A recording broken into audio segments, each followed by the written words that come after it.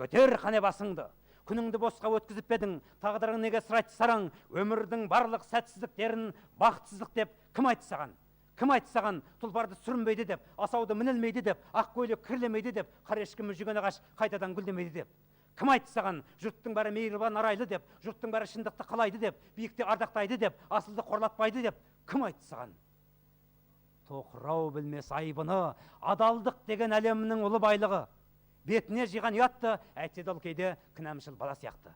Тірлікте осы баланы өкпелететіндер бар да, жұбататындар бар. Жек көретіндер бар да, ұнататындар бар. Арын сатып қорлайтындар бар да, жанын сап қорғайтындар бар. Қиналып бекер алаңдадың-ау, ойыңды шығар өріске, өзің ағайтшы ғаламда мынау, жеңудің бәрі жеңіс пе? Жігітке арман жеткізіп беді, өз сорын өзі жеңбесе. Өмірдің барлық сәтсіздіктері бақытсыздық емес, ендеше.